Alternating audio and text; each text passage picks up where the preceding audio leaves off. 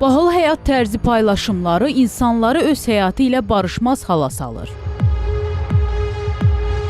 Son illər sosial şəbəkələrdə influenserlərin bahalı avtomobillər, lüks səyahətlər və ideal həyat tərzini əks etdirən paylaşımları cəmiyyətin düşüncə tərzinə ciddi təsir göstərir. Bu görüntülər xüsusilə gənclər arasında normal həyat anlayışını dəyişir, imkanlarla istəklər arasındakı fərqi daha kəskin ortaya çıxarır.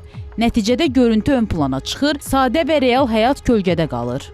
Psixoloq İlahi Aslanova deyir ki, sosial şəbəkələrdə nümayiş etdirilən lüks həyat görüntüləri bəziləri üçün motivasiya mənbəyi olsa da, digərləri üçün psixoloji təzyiqə çevrilərək həyatı çətinləşdirir. Eyni zamanda müqayisə, özünü başqaları ilə müqayisə hissini gücləndirir. Mən niyə gecikmişəm, məndə niyə alınmır, uğursuzam və yetərsizəm kimi düşüncələri formalaşdırmış olur.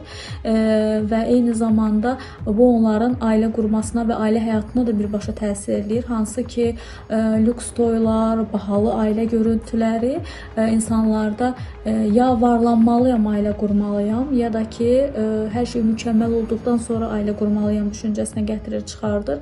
Bu isə həyatın təbii axınını gecikdirir. Bu paylaşımların yaratdığı psixoloji və sosial təsirlərin azaldılması üçün tənzimləmə vacibdir. Əks halda virtual aləmlə real həyat arasındakı fərq daha da dərinləşə bilər.